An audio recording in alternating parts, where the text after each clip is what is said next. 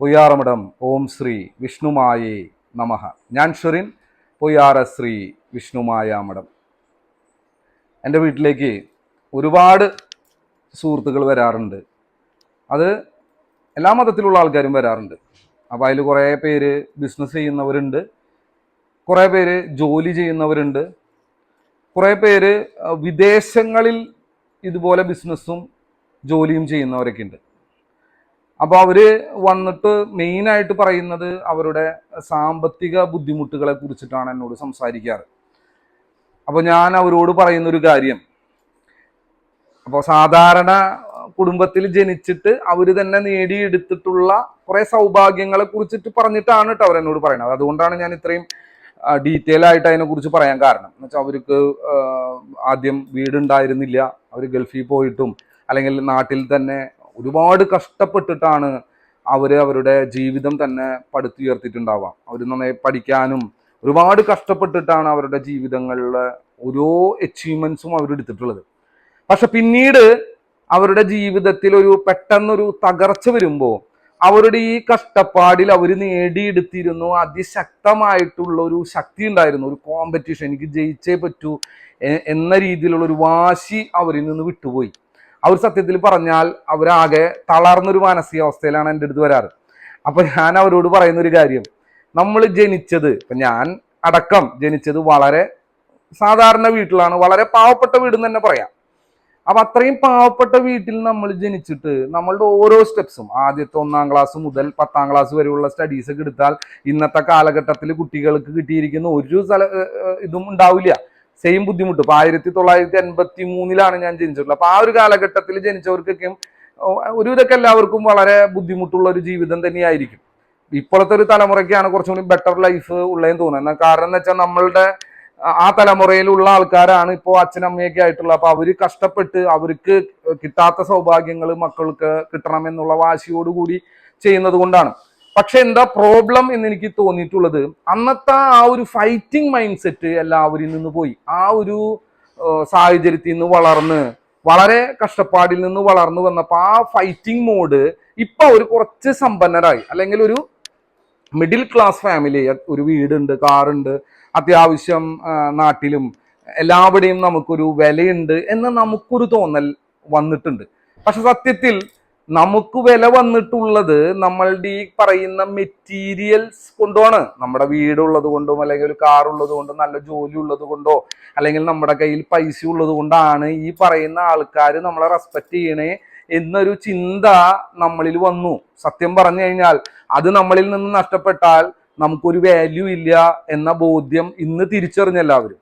അപ്പൊ സത്യത്തിൽ നമ്മൾ സമ്പാദിച്ചത് കൊണ്ട് നമുക്കൊരു വാല്യൂ ഇല്ല, നമ്മൾക്കൊരു വാല്യൂ അഡീഷൻ ആവുന്നില്ല, നമ്മുടെ പൈസക്ക് മാത്രമാണ് വാല്യൂ ഉണ്ടാവുന്നത്. അപ്പോ നമുക്കിപ്പോ നമ്മൾ എന്താ ചെയ്യേണ്ടത്? പണം ഉണ്ടാക്കാൻ വേണ്ടി തന്നെയാണ് ശ്രമിക്കേണ്ടത്. നമ്മൾക്ക് സാമ്പത്തികമായിട്ട് അഭിവൃദ്ധി ഉണ്ടാക്കാനാണ് ശ്രമിക്കേണ്ടത്. നമ്മൾ ഇനി ഭയപ്പെട്ടിരുന്നിട്ട് ഒരു കാര്യമില്ല.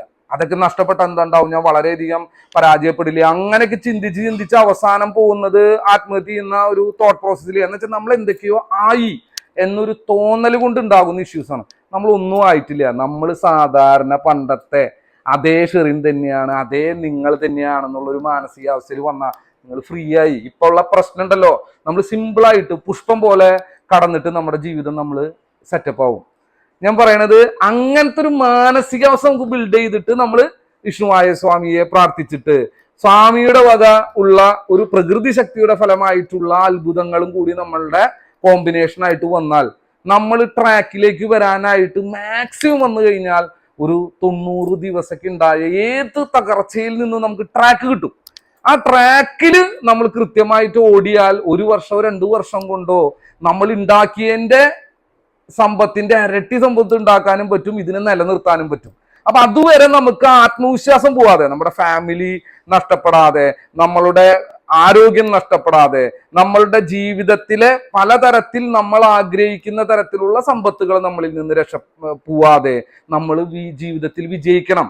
അപ്പൊ അങ്ങനെയുള്ളൊരു തലമുറയ്ക്ക് വേണ്ടിയിട്ടാണ് നമ്മളെല്ലാവരും ട്രൈ ചെയ്യേണ്ടത്. ഇപ്പൊ നമ്മൾ ഇത്രയും പ്രഷർ എടുത്ത് നമ്മുടെ മക്കൾക്ക് എല്ലാ കാര്യം ചെയ്തു കൊടുത്തു കഴിഞ്ഞ് ഈ പ്രഷർ മാനേജ്മെന്റ് അവരെ പഠിപ്പിച്ചിട്ടില്ലെങ്കിൽ നാളെ അവരും ഇതുപോലെ തന്നെ ഒരു സാഹചര്യത്തിൽ തളർന്നിരിക്കുന്ന അവസ്ഥ വരും. അപ്പൊ മക്കളായാലും നമ്മളായാലും കുടുംബത്തിലായാലും എല്ലാവരും നമ്മളുടെ പ്രശ്നങ്ങൾ ഉണ്ടാവുമ്പോൾ ഒറ്റക്കെട്ടിൽ, നമ്മൾ പ്രളയം ഉണ്ടായപ്പോ എങ്ങനെയായിരുന്നു, കൊറോണ വന്നപ്പോൾ നമ്മൾ എങ്ങനെയായിരുന്നു, ഓരോ സാഹചര്യങ്ങളിലും നമുക്ക് കടങ്ങളുണ്ട്, പ്രശ്നങ്ങളുണ്ട്, പലതരത്തിലുള്ള ലോണുകളുണ്ട്, പലതരത്തിലുള്ള ബാധ്യതകളുണ്ട്. പക്ഷെ ആ സമയത്ത് നമ്മുടെ തോട്ട് എന്തായിരുന്നു? പ്രളയത്തിൽ നിന്ന് എങ്ങനെ രക്ഷപ്പെടും, അല്ലെങ്കിൽ കൊറോണയിൽ നിന്ന് നമ്മൾ എങ്ങനെ രക്ഷപ്പെടും എന്നായിരുന്നു. ആ രക്ഷപ്പെട്ട് കഴിഞ്ഞപ്പോഴാണ് നമ്മൾ വീണ്ടും സ്റ്റാറ്റസ് സിമ്പിളുകൾ, സ്റ്റാറ്റസ് മെയിൻറ്റെയിൻ ചെയ്യാനുള്ള ഓട്ടം വന്നത്. സ്റ്റാറ്റസ് എന്നൊക്കെ പറഞ്ഞു കഴിഞ്ഞാൽ അത് വന്നും പോയിക്കൊണ്ടേയിരിക്കും. നമ്മൾ മറ്റുള്ളവരെ കുറിച്ച് ചിന്തിക്കുന്നതാണ് തെറ്റ്. നമുക്ക് എന്തായാലും ധിരുഭായ് അംബാനിയുടേതായിട്ടൊരു ബേസ് ഉണ്ടാക്കി മുകേഷ് അംബാനിയായി അതിന്റെ മകനെ കല്യാണം കഴിപ്പിച്ചു കൊടുത്ത 5000 കോടി ആസ്തിയിൽ വെച്ച് എല്ലാ സെലിബ്രിറ്റികളെയും കൊണ്ടുവന്നിട്ടുള്ള കല്യാണം നടത്താനുള്ള ആഗ്രഹങ്ങളൊന്നും ഇല്ലല്ലോ. സാധാരണ നല്ല വിദ്യാഭ്യാസം മക്കൾക്ക് കൊടുക്കുക, നല്ല മനസമാധാനത്തോടു കൂടി കടക്കാര് വീട്ടിൽ വരാതെ ജീവിക്കുക, മറ്റുള്ളവരുടെ മുന്നില് മനസമാധാനത്തോടു കൂടി നല്ല ഭക്ഷണം കഴിച്ച് ഭാര്യയും മക്കളായിട്ട് ജീവിക്കാനല്ലേ.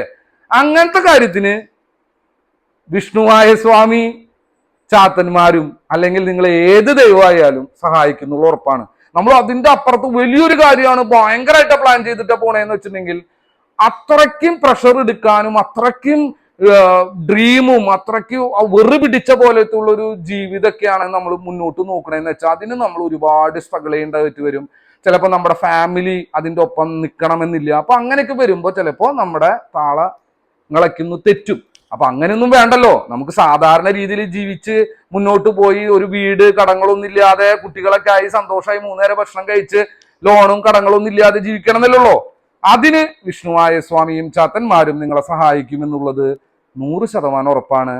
പൊയ്യാറ ശ്രീ വിഷ്ണുമായ മഠത്തിലേക്ക് എല്ലാവർക്കും വരാം. നമുക്ക് ഒരുമിച്ച് ഈ ചെറിയൊരു സ്വപ്നം സാധിച്ചെടുക്കാൻ നമ്മൾ വിചാരിച്ച നടക്കും. നമ്മൾ തന്നെയല്ലേ ഇതെല്ലാം ഉണ്ടാക്കിയത്.